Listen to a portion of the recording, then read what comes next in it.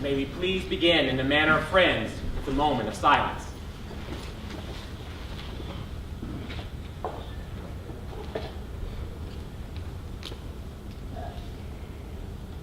In 1956, 2 years after the landmark Brown versus Board of Education decision that led to the integration of public schools in the United States, the Sidwell Friends School Board of Trustees, realizing the legal landscape was changing, adopted a 1 grade a year policy of integration and opened kindergarten to qualified Negro applicants. Now, even with this snowflake in the avalanche, the school still received criticism. Anti-integrationists, including Mississippi Senator James O. Eastland, pulled their children from the school. Pro-integration activists called the school true hypocrites for not implementing the decision sooner, given the school was supposedly grounded in the Quaker testimony of equality. Indeed, their decision to include black students came nearly a century after other independent schools decided to integrate. In the BSU, I can listen more than I talk. In the BSU, I can laugh more than I redirect. In the BSU, I can participate more than I lead. In the BSU, I am still the teacher in the room, but there is no homework and definitely no quiz tomorrow. In the BSU, I am the black teacher, but not the black teacher listening to the room grow more and more quiet as we talk about race. In the BSU, I am the black teacher, but not the black teacher standing in front of his class wondering if they think we read too many books about race. In the BSU, I don't code switch. In the BSU, I don't even think about modulating my voice. In the BSU, my shoulders loosen and relax, and I am just Mr. Davis.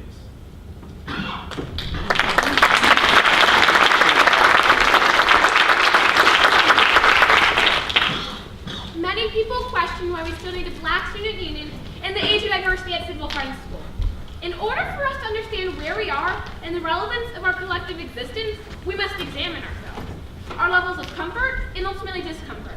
How we interact with each other as teachers, students, and leadership determines our true level of interconnectedness and how we uphold the Quaker mission of values and diversity.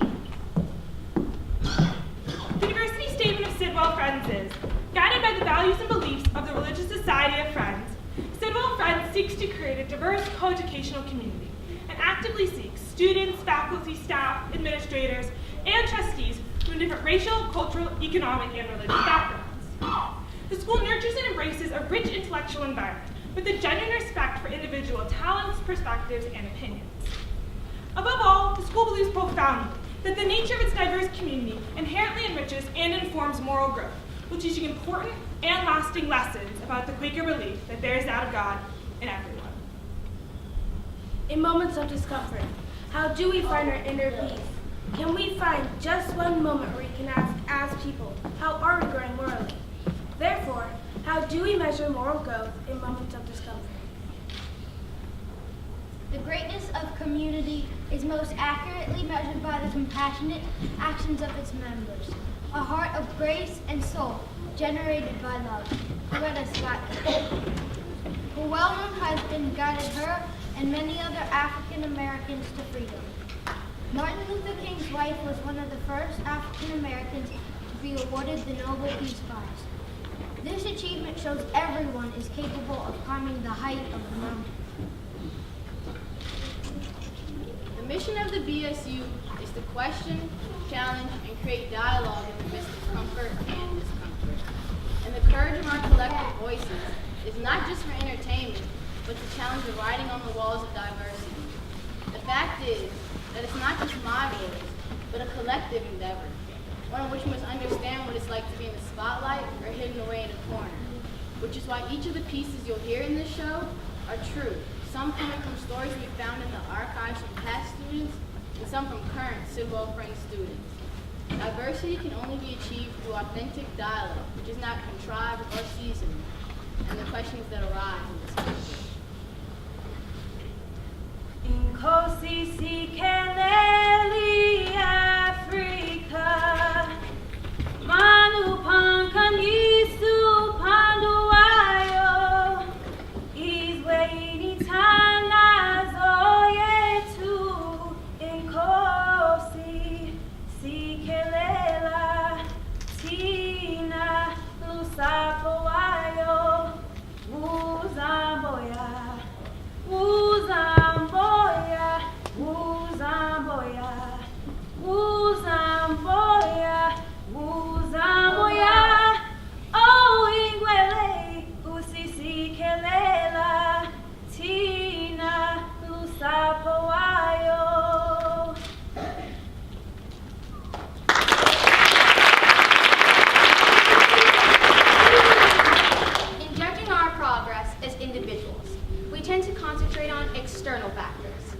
just one's social position, influence, and popularity, wealth, and standard of education, but internal factors may be even more crucial in assessing one's development as a human being.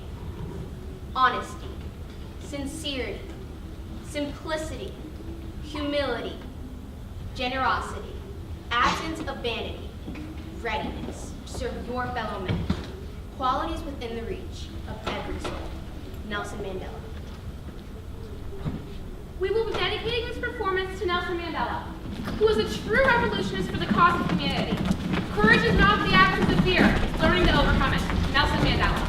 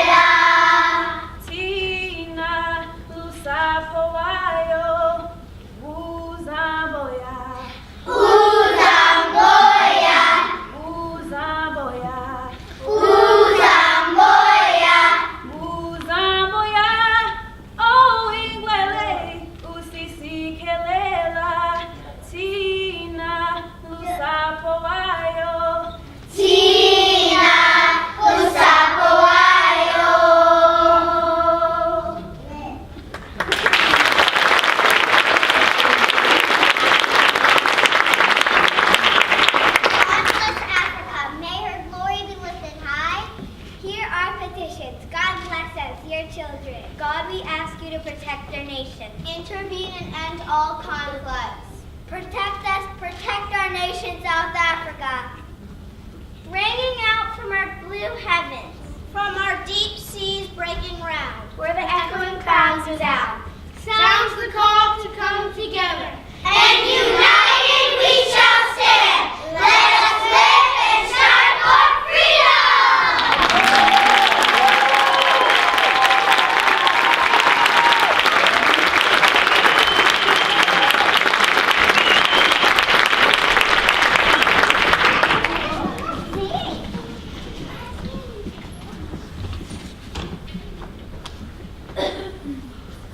Post-racial, adjective, beyond discussions of race and racism, a term used to describe a society or time period in which discussions around race and racism have been deemed no longer relevant to current social dynamics.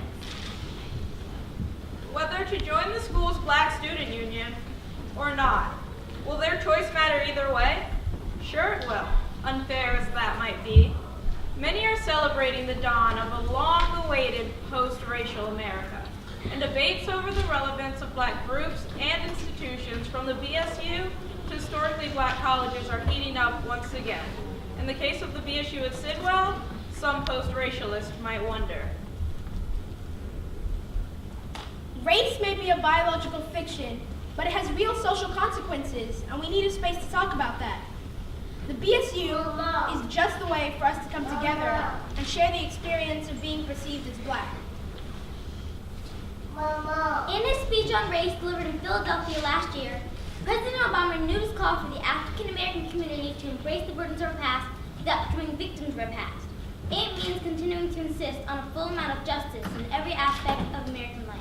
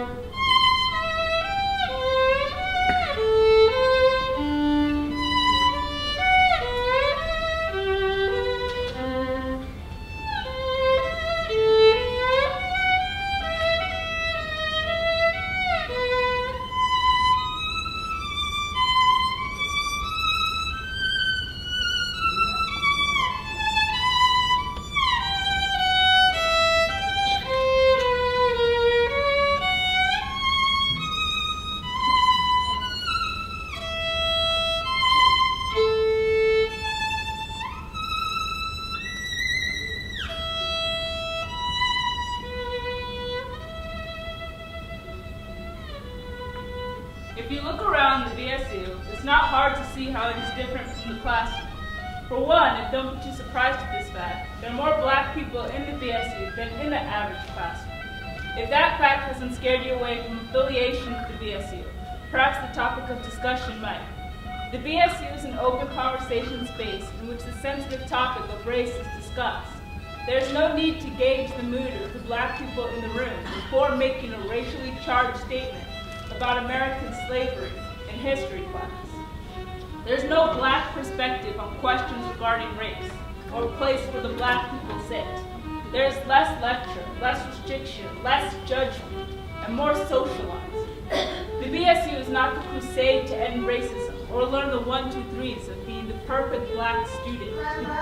Instead, it is a place to throw back opinions, relate to other people on a personal level, and most importantly, at least in the commonly held perception of the BSU, meet black people.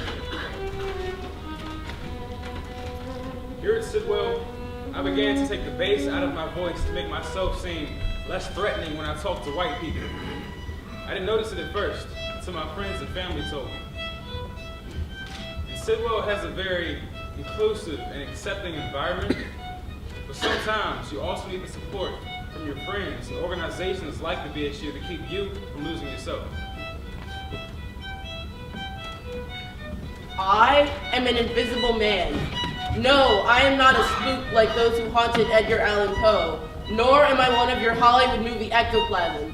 I am a man of substance, of flesh and bone, fiber and liquid, and I might even be said to possess a mind. I am invisible simply because people refuse to see me.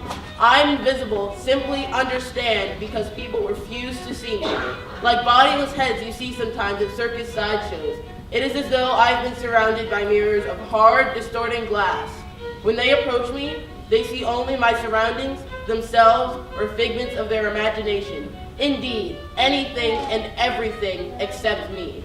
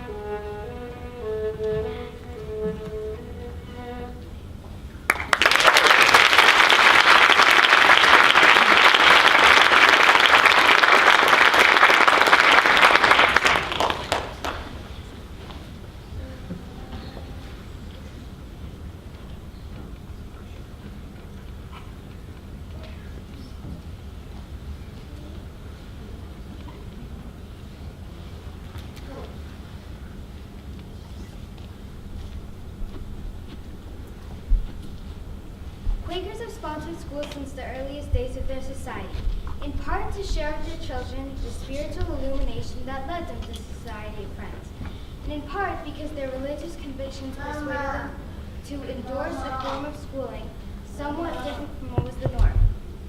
The private school under consideration is located in the nation's capital and was established in 1883 as a Friends school. At the time, there were 45 white and only 11 colored schools, as well as tutors, small private academic establishments, and Catholic high schools in the city. Located in a prime residential area, these schools soon became prestigious, and for decades drew students from the diplomatic corps, military, Congress, government, and many other influential families. In the mid-1950s, following the Brown versus Board of Education ruling, the meeting was challenged by the community and the moral climate of the nation itself to reconsider its segregationist policy. Until this time, most Quakers had accepted the idea of separate but equal schooling for blacks, and the school board of trustees, led by people raised in the South, were reluctant to change the segregationist policy. A major concern at the time was the need to provide an environment in which students would freely associate with other young people whom they might freely invite to their homes, and in which acquaintances and future husbands and wives were suitable from a moral and racial standpoint.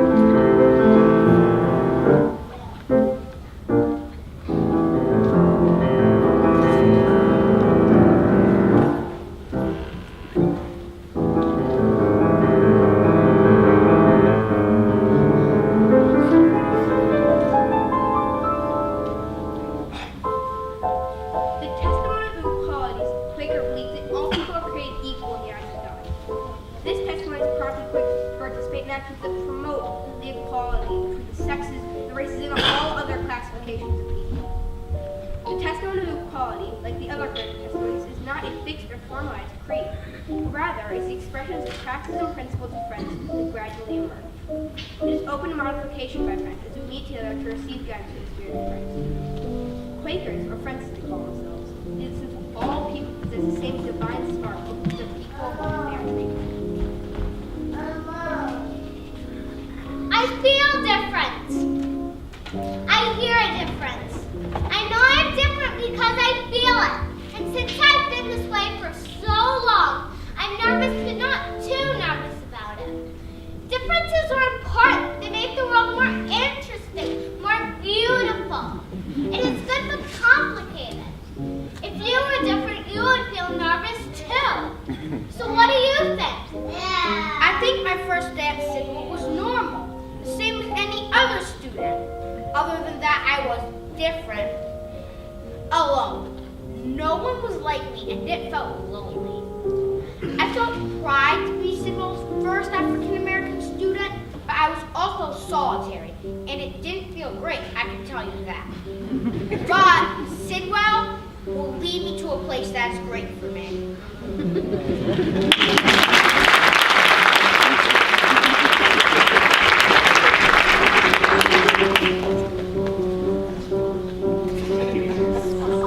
Simple words, childhood words, and you've heard them since childhood. Do the right thing, even if you get no credit for it, even if you get hurt by doing the right thing. Do the right thing when no one is watching or will ever know about it. You will always know. Do the right thing. Toni Morrison.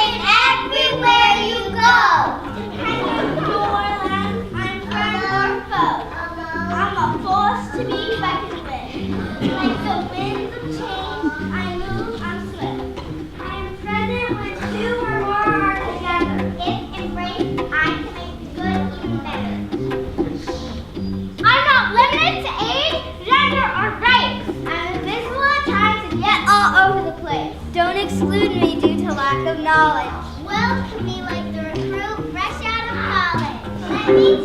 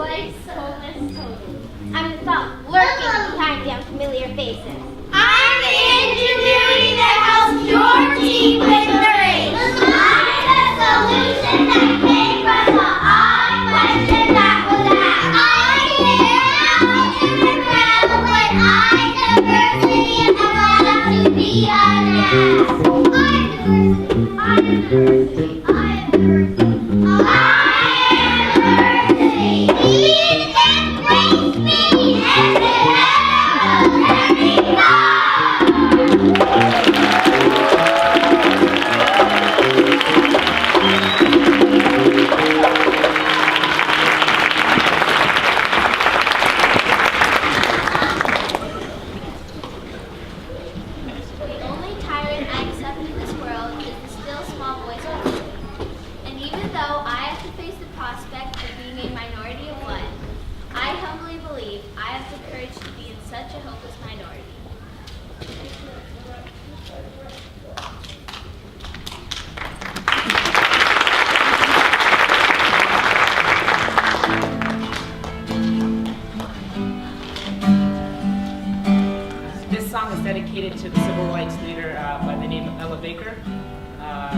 begin with a clap.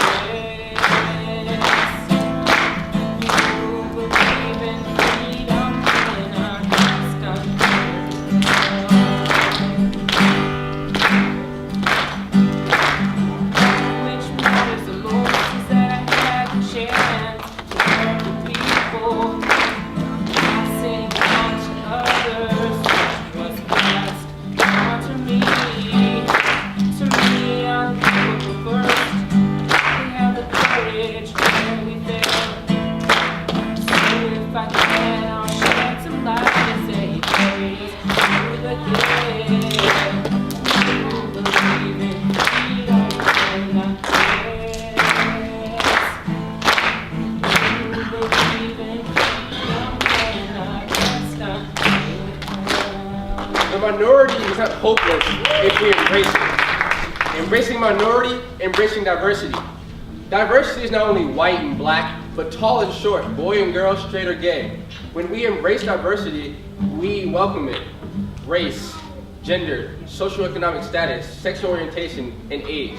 Diversity is the spice of life. And here at Sidwell Friends, our diversity clubs make it a welcoming place for students new and old. When I came to Sidwell, I saw BSU members as members of my family because we shared experiences not every student had. The BSU was and is a place you share experiences. But now, when I look across the room during a BSU meeting, I don't see much diversity at all. Embrace diversity.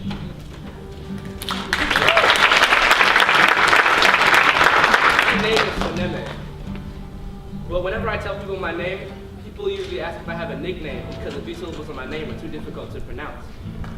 It means one who is humble and joyful in the ancient Kemetic language, but it's often rearranged into ridiculous things such as cinnamon or salami. Once in elementary school, my teacher didn't believe me when I told her my name because it didn't sound right to her. In 8th grade, people teased me because of my name, but it occurred to me later that I have a nice name. People should respect that.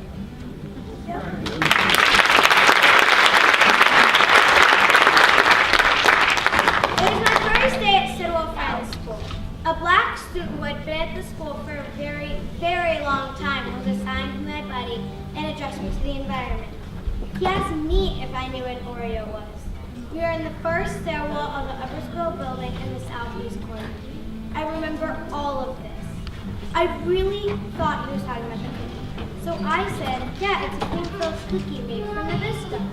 And then he said, no, an Oreo is someone who's black on the outside and white on the inside. Then he made an example. He pointed to a kid across the way and said, that kid's an Oreo. I didn't know that kid's name at the time. All I saw was a nerdy black kid with glasses hanging around white friends. It was my first introduction to this concept. Inauthentic blackness because you're comfortable around whiteness. On the importance of having a black friend if you're a white person, and vice versa. A lot of white people like black people. They buy hip hop. They go to black athletic games and sports figures, and it's super popular. From jazz to hip hop, having a black friend is a mark of progressive success if you're a white person. And the black person is usually seen as their ally. It's like I'm cooler by proxy. What a black person gets in the white community is having a covert operative behind enemy lines. You have a trusted source that can shuttle information back and forth. It's like the Cold War. It's a back channel that prevents race wars from just blowing up. So if your white friend has a question, they can ask you, your trusted black friend. And you can either feed them real or false information, depending on your purposes. But they no longer have to make an assumption or a leap that could lead up to a more awkward, more public moment.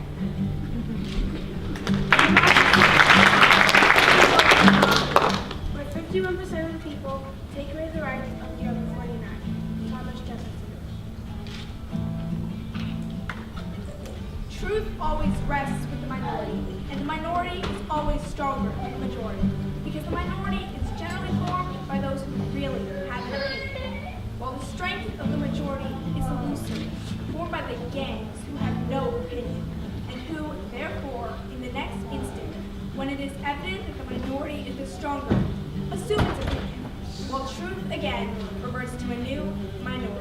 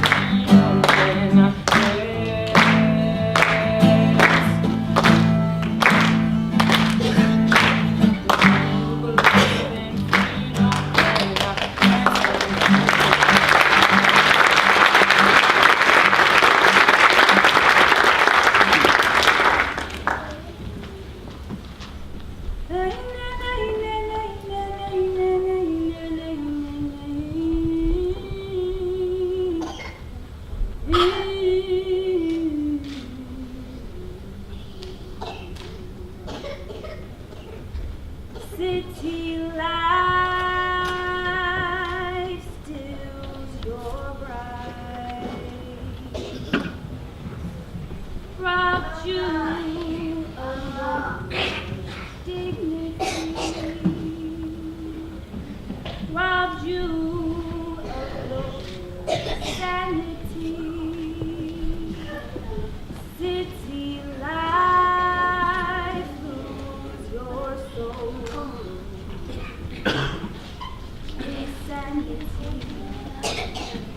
Till you wonder endlessly with a one-track mind. For no one will I go to hell. Oh, for no one will I go to hell. Oh, for no one.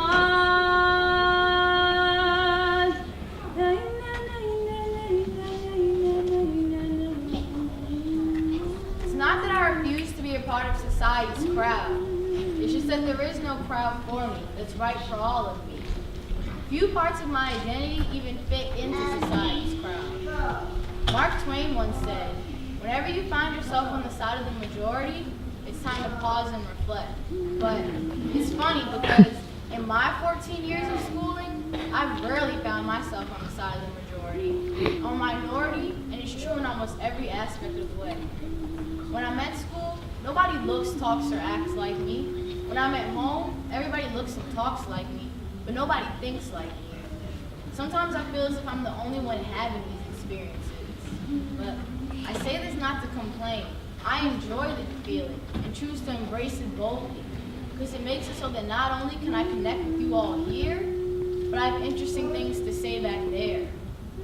But don't get me wrong, there's nothing wrong with being a part of the majority.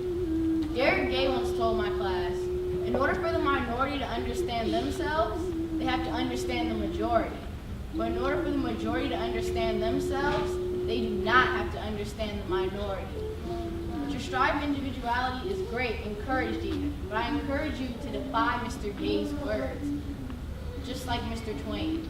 Because for those of us that face a forced individuality every day in the form of being a minority, we cannot allow ourselves to be determined in terms of the majority. Because within that majority, you're all minorities. And what I mean by that is, each of you within that minority, each of you in the majority, you're an individual, just like me, the minority.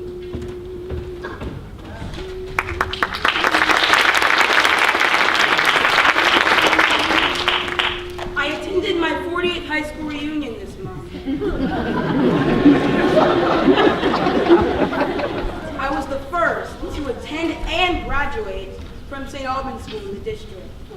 My father was a prominent Howard University educator and was determined that his son would succeed academically as his father had demanded of him. His aspiration for me was to demonstrate racial equality by achieving educational equality.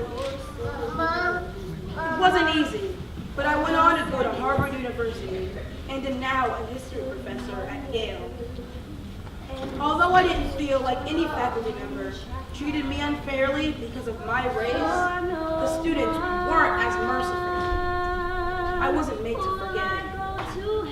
In my first 3 years, students would call me names and tell me to go back to Africa. Often, party invitations were sent to 51 of the 52 students in my class. When I was included, the parents of the host might call my mother and say, "We watched your son the entire time, and he didn't swear." Once, a good friend of mine backed up on doing a science project with me. He called to tell me, "My parents said if you come to my house, my sisters will have black babies." I was 13. I was imbued with the fact that it wasn't just my story, but a collective endeavor, I said, reflecting the sentiment of many blacks attending all-white schools. I didn't want to do anything that would reflect badly, and I didn't want to do anything that might get me expelled. Eventually, however, I agreed to a wrestling match with one of my tormentors. I made sure I won. Harassment diminished in high school, where I excelled in academics and athletics, but exclusion took many new forms. For spelling bees or sporting events at all-white schools, I would be unceremoniously dropped from the team for a day. In my senior year, the boy who had given me the most trouble came to me, weeping. He put his arms around me and said, "Frank, will you forgive me?" Yes, I already have. Then we shook hands.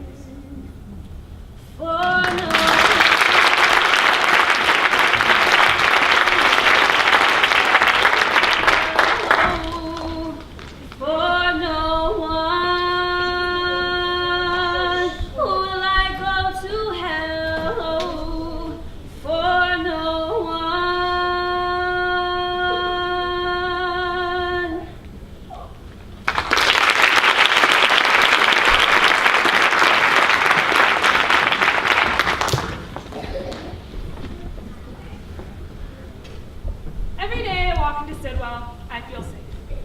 I know that here the love for all people far exceeds anything. Sidwell today is much more integrated than any one of the original black attendees could have ever hoped for. All and any can, for the most part, walk the halls as members of the community, not as a lone black speck in a sea of whiteness. Friendships, love, all sorts of relationships, formed outside the barriers of race, religion, socioeconomic class, sexual orientation. All these things that used to be such dividers are now, in our community at least, seeming to fade. But true integration comes not from coexisting, not even from love. True integration comes when we take the hardships, the inequalities, the highs and lows of all minorities as our own. The LGBT community was one of the first to popularize the term ally. They understood the crucial need for those outside the group to stand alongside those within. The only way to overcome is to come together. I don't stand before you to complain about the low number of black people in my classes, or the high number of times people ask me, how black am I? Because although those problems are important, those aren't the only issues that I care about. I care about the injustices that you go through also. I don't stand before you to yell or accuse. I stand to infuse because together we are so powerful. And there are problems in our city. The fact that education in predominantly black neighborhoods is significantly worse than ours is not a black race problem. It is an us problem. The fact that people are free to go to Anacostia is not a black race problem, it's all BC's problem. If a Jewish man is expected to be a lawyer, if a gay man can't be married to his partner, if a Muslim woman is subject to discrimination when she goes to security, that is a problem for humanity.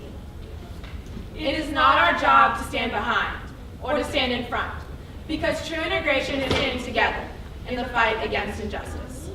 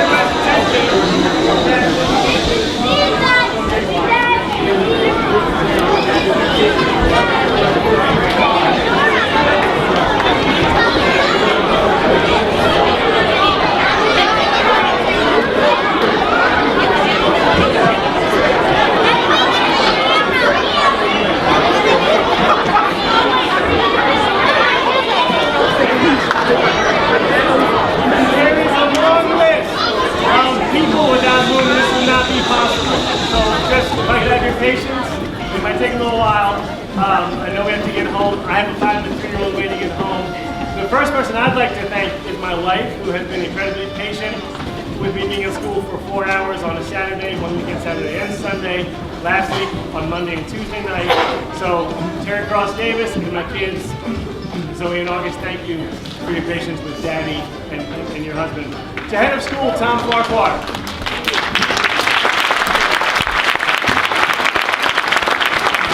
To lower school principal, Shireen Beydoun.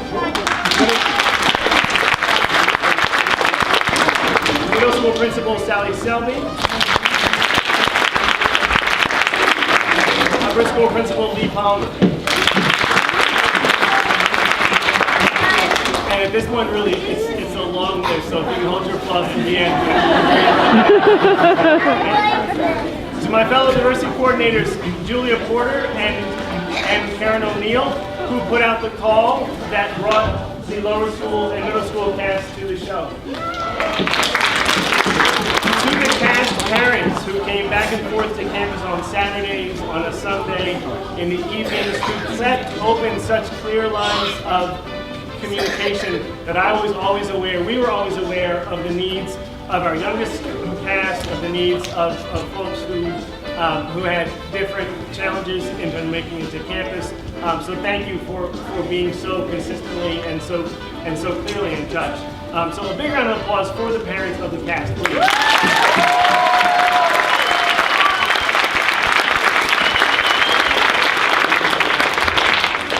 To Arts Department Chair John Touchton, our Technical Director in the booth, Gil Thompson, to his technical theater classes for the set that you see on stage. To Musical Director John Alco, who sacrificed a week of having the set after the snow days so that we could still have the set for the performance tonight and also for the middle school performance tomorrow. To David Merlin Jones, who was very generous with his equipment, including the amplifier and the drums. To Stage Director Charlie O'Mara. Come on out, Charlie.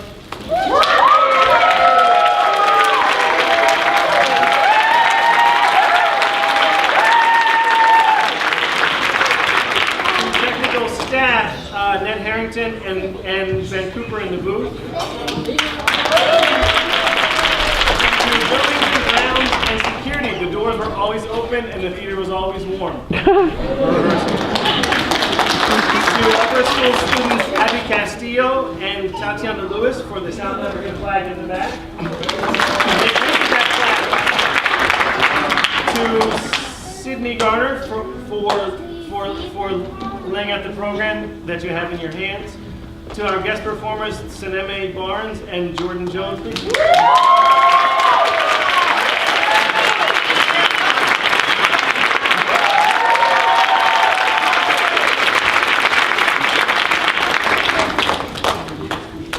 To senior Shelby Mitchell.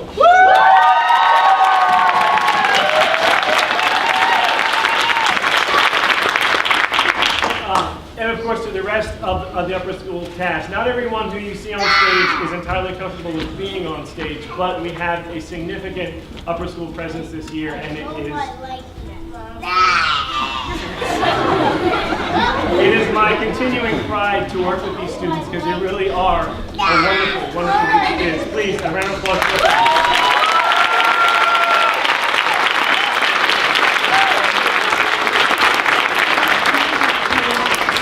Parker, the co-faculty advisor of the Black Student Union. The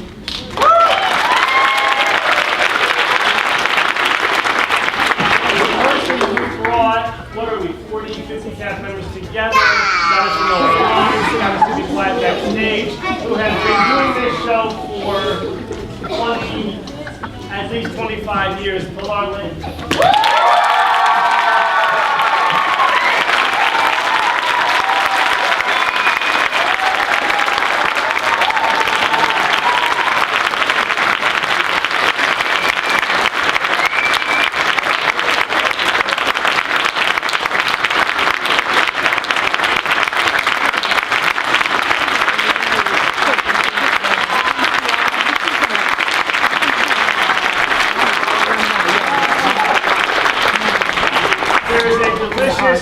reception that is waiting for us in the lobby, courtesy of Suzanne King and the parents of black students. My final thank you is to you for putting as many bodies in the seats as we have on a Thursday evening. Thank you for coming out. In the matter of friends, let's please end with some shared silence.